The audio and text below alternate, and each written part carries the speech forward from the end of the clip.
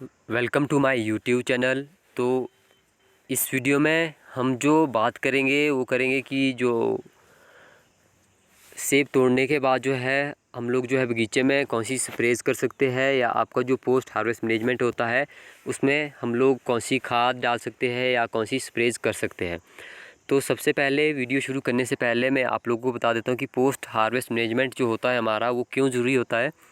तो जो हमारा पोस्ट हार्वेस्ट मैनेजमेंट होता है वो जो है आपका नेक्स्ट ईयर के लिए जो है अच्छी क्रॉप लेने के लिए, या जो नेक्स्ट ईयर के लिए जो आपका बीमा बनना है उसको जो है स्ट्रॉन्ग करने के लिए बहुत ज़्यादा इम्पॉर्टेंट रोल प्ले करता है। तो जो आपका पोस्ट हार्वेस्ट मैनेजमेंट है वो बहुत ज़्यादा ज़रूरी है। आपने अक्सर देखा होगा कि जो लोग जो है अपने बगीचे में पोस्ट हार्वेस्ट मैनेजमेंट नहीं करते हैं उनके जो है एक साल क्रॉप लगती है, दूसरी साल नहीं लगती। तो उसका मेन रीज़न यही होता है कि जो आपका जो दूसरी साल के लिए जो बीमा है वो बहुत ज़्यादा कमज़ोर हो जाता है, क्योंकि जहाँ से जो अपना फ्रूट जो है उसको तोड़ते हैं वहाँ पे जो है एक घाव पैदा हो जाता है। तो उस घाव को जो है आपके इंसेक्टिसाइड्स जो होते हैं वो और ज़्यादा जो है जो बीमा होता है उसको वो डैमेज कर देते हैं।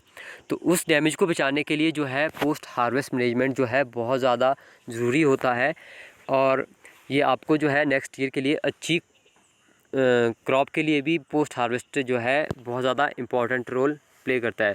तो बात करते हैं जो पोस्ट हार्वेस्ट मैनेजमेंट है उसमें कौन कौन सी स्प्रेज जो है आप लोग कर सकते हैं। तो सबसे पहले जो है आपको जो है सेब तोड़ने के जो है एक हफ्ते बाद जो है लगभग 6 दिन के बाद ही आपको ब्लाइटॉक्स की स्प्रे जो है कर लेनी है। आपको जो है ब्लाइटॉक्स 600 ग्राम जो है 200 लीटर पानी या एक ड्रम में 600 ग्राम ब्लाइटॉक्स करना है। और इसके अलावा जो है ब्लाइटॉक्स के साथ आपको जो है कोई दूसरी चीज़ या यूरिया या कोई माइक्रो न्यूट्रेंट्स जो है नहीं डालना है। इसके बाद जो है बात करते हैं जो आपके ब्लाइटॉक्स करने के बाद जो है आपका नेक्स्ट शेड्यूल होगा वो होगा 15 दिनों के बाद।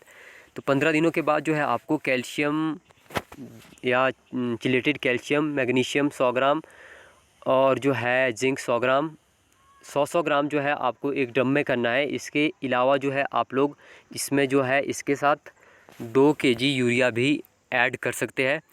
ये भी आपके जो है नेक्स्ट ईयर के लिए जो बीमा जो आपका बनना है उसको स्ट्रॉन्ग करने में हेल्प करेगा। इसके अलावा जो है आप लोग मिट्टी में जो है खाद ऐड कर सकते हैं। आप जो है यूरिया भी ऐड कर सकते हैं, या 12-32-16 भी एक अच्छी जो है खाद होती है आजकल।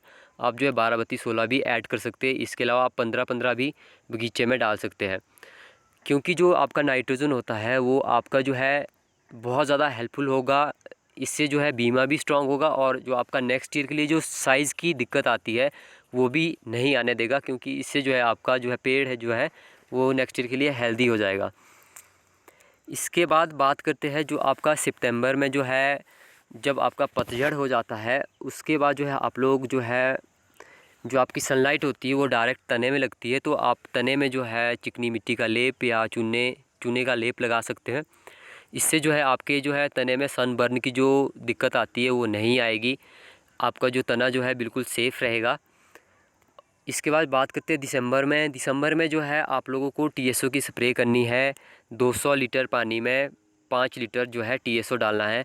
इससे जो टीएसओ करने का जो फ़ायदा होता है वो होता है आपकी जो फ्लोरिंग है उसमें जो है वो बहुत ज़्यादा हेल्प करता है। आपको जो है आपकी फ्लोरिंग है वो एक समान होगी। और इसके बाद जो है आपका नेक्स्ट शेड्यूल होता है वो होता है आपका पिंक स्टेज का, जो कि मई में। तो पिंक स्टेज पे नहीं, आपको ग्रीन टिप पे जो है आपको जो है समर ऑयल करना है मई में, या आपकी जो एलिवेशन है उसके हिसाब से जब भी आपकी ग्रीन टिप होती है आपको जो है 200 लीटर या 198 लीटर पानी में 2 लीटर समर ऑयल करना है।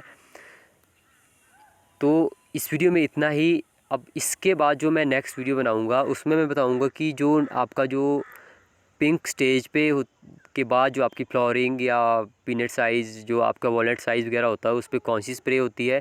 और मैं एक जो नेक्स्ट वीडियो होगी मेरी, मैं एक पीजीआर पे भी एक नेक्स्ट वीडियो बनाऊंगा कि पीजीआर का क्या रोल होता है और इम्पॉर्टेंट है या नहीं है, उसके जो साइड इफ़ेक्ट्स है या उसके जो फ़ायदे हैं उसके बारे में भी बात करेंगे। तो आप लोग जो है वीवीओ एप्पल ग्रोवर को जो सब्सक्राइब कर सकते हैं आप लोग मेरे यूट्यूब चैनल में जाके।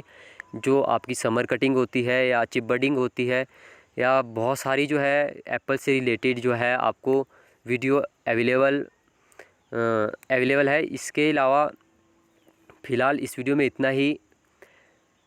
Thank you so much.